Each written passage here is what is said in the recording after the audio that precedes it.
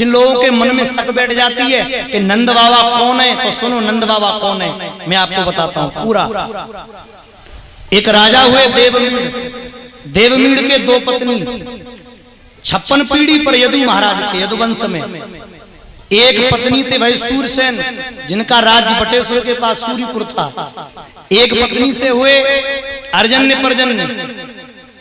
सूरसेन के वसुदेव हुए और अर्जन्य पर्जन्य के 9 पुत्र हुए, जिन्हें हम नवनंद कहते हैं। इसलिए नंद बाबा और वसुदेव जी आपस में खास चचेरे तहेरे भाई होते हैं, चाचाओं के।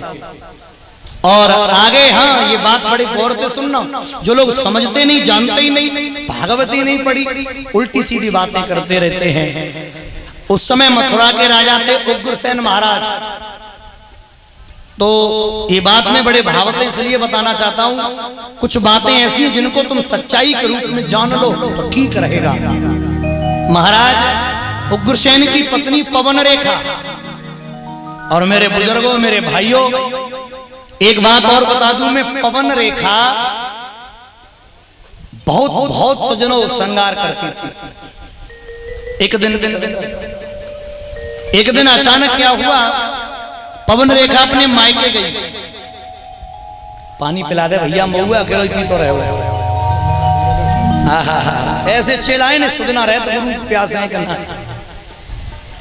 तुम्हें तो पल पल पे पूछनी चाहिए, पियोगे तो बहुत सुंदर आनंद।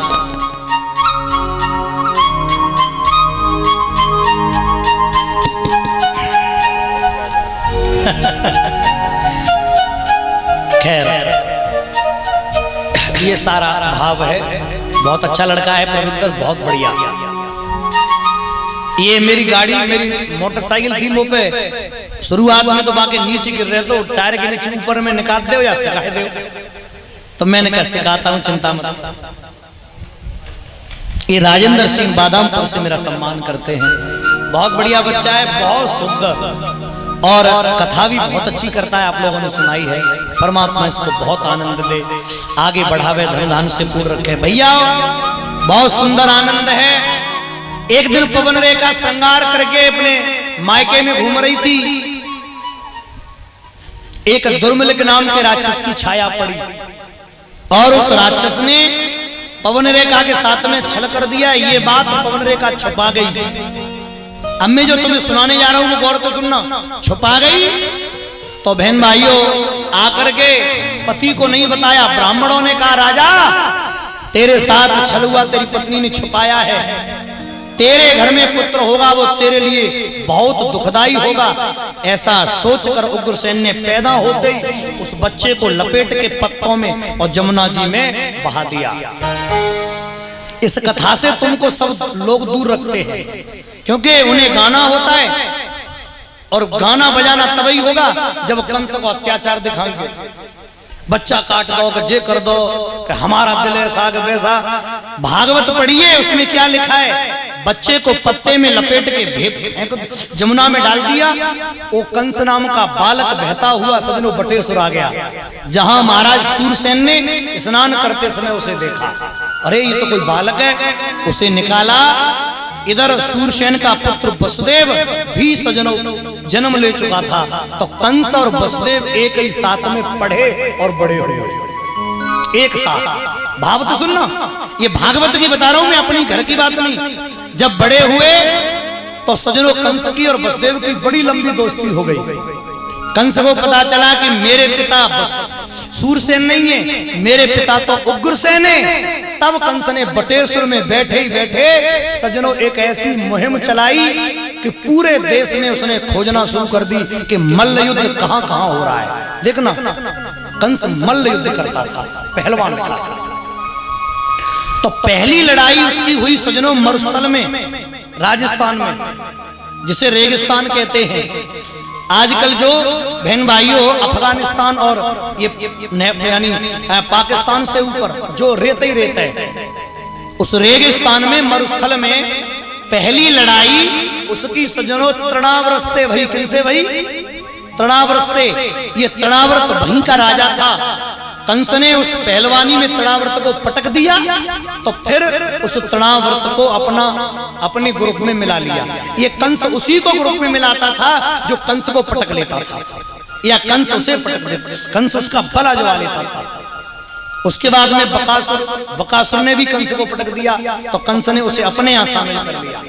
ऐसे ही करके उसने 8-10 लठेता राक्षसों की, यानी मतलब पहलवानों की सेना, जिसमें तृणावर्त, सकटासुर, अघासुर, बकासुर, धेनुकासुर, केसी इत्यादि असुरों को उसने अपने में मिलाया। ये सारे असुरों को अपने में मिलाकर कंस ने एक कमेटी बनाई और सजनों पूरे ग्रुप को लेके कंस ने धावा बोल दिया उग्रसेन पर। बोले तू कैसा बाप है मेरा जो पैदा होते ही मुझे तूने पानी में बहा दिया, अब तू उस मंच पर बैठने लायक नहीं है। और बाप और माँ दोनों को जेल में डाल दिया। माँ को इसलिए जेल में डाला कि तूने बाप को नहीं बताया कि तेरे साथ राक्षस ने छल किया है। अब तो कंस मथुरा का राजा बन बैठा और सत्ता गलत हाथों में चली गई तो प्रजा त्राहताएं करने लगी। कंस की 7 बहनें थी, रियल और चचेरी मिलाकर। उन 7 बहनों की शादी सजनों वसुदेव के साथ ही करी। क्यों? क्योंकि वसुदेव से मित्रता थी कंस की, एक साथ पढ़े थे दोनों। तो गौरवी, रोहिणी, भद्रा, मदिरा, रोचना, इला, और सबसे छोटी पत्नी का नाम था देवकी, वसुदेव की पत्नी का। देवकी जब शादी के योग्य हुई तो देवक ने कहा बेटा तुम मेरे भतीजे हो, तुम्हारी बहन शादी के योग्य है, कोई बढ़िया सा वर ढूंढो। बोले ढूंढ लिया। कौन? जिसके लिए 6 बहनें हैं। वसुदेव बारात लेके आए, धूमधाम से शादी भई। शादी के दिन कंस की आंखों से आंसू निकल पड़े। कंस बहुत रोया, बहन को विदा किया। आगे चला तो एक आवाज आई, रे कंस, 1 मिनट थोड़ा पीछे आ जाओ, गौर से सुनना। भोजराज कंस अपनी बहन को ले जा रहा है। देखना संयोग, रो रहा है। देखना संयोग, भोजराज रो रहा है। यह भी एक महज संयोग है, क्योंकि दुष्ट आदमी रोवे। दुष्ट का झुकना भी सजनों अच्छा नहीं होता। ये भोजराज बेकार के आंसू निकाल रहा है, सबको मालूम है। आपने देखा होगा सांप यूं खड़ा रहता है तब तक ठीक रहता है, और जैसे ही सांप झुको तुम जे मत समझियो जी प्रणाम कर रहे हो, डस ले वो। दुष्ट आदमी झुक के तुम्हारे घर आ जाए तो समझ लेना कुछ न कुछ दार में कार है जी, कुछ न कुछ षड्यंत्र करेगो। दुष्ट का तो झुकना भी अच्छा नहीं होता।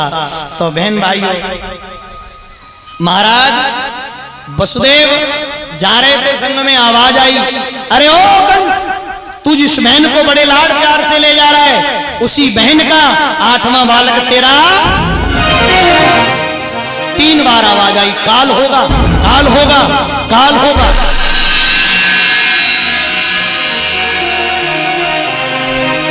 पकड़ लिया वसुदेव को, अलग हटाया, देवकी के बाल पकड़े, खींच के नीचे लाया। देवकी रोती बिलकती बोली, भैया ये क्या कर रहा है?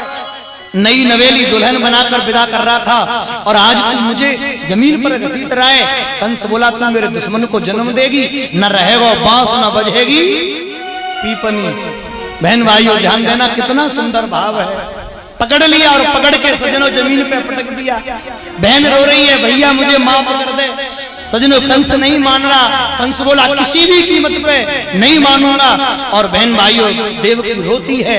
वसुदेव ने मना किया, मत मारो, नहीं माना। वसुदेव ने कहा तुम्हें बालक चाहिए, हम देंगे। सजनों एक एक करके बालक लाए। पहला बालक उसने छोड़ दिया।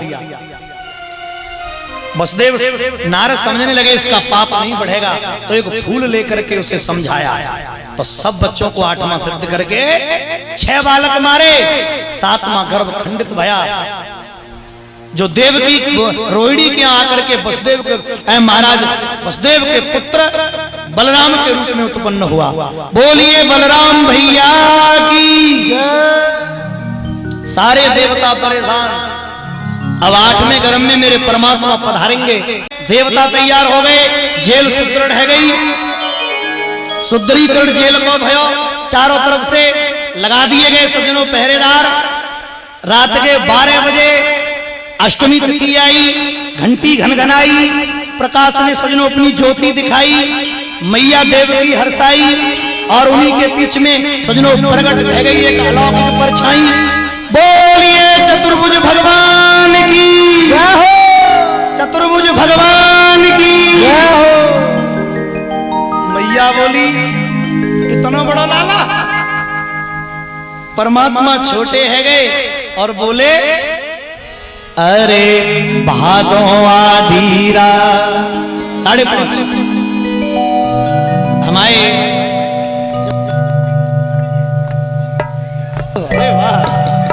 अरे भादो आधी रात जन्म हरे 8 पूरे लियो।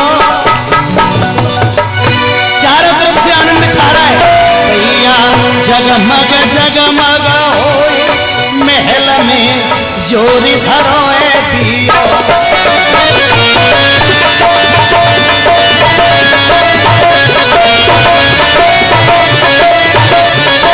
सभी लोग बड़े प्रसन्न हैं, मेरे प्यारे पुजारे भगवानों के चारी, धरो शंख चक्र और गदा पद्म ये चारों मेरे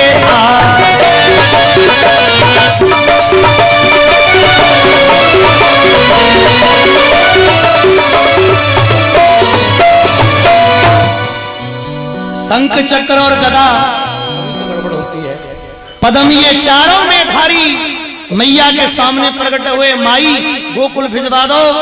मैया बोली चुप, बच्चा रोता है। बोले रोऊंगा नहीं। हंस के बोले कृष्ण देर अब यहाँ नहीं करनी, और जो सुन पावे वो कंस लड़ाई मोए अब ही पड़ेगी लड़नी। बहन भाइयों वसुदेव की तरफ देखा और भगवान ने नजर जब मारी है कड़ी, और देखते ही टूट गई हाथन की हथकड़ी। नजर जब गोविंद की टेढ़ी, और जैसे ही डाली नजर टूट गई पैरन की बेड़ी। तो मेरे भाई बहन हाथ हथकड़ी पैरन बेड़ी टूटी, और हंस गयो श्याम सवरिया है, और बामे रखो लाल के सर पे धरी छवरिया है।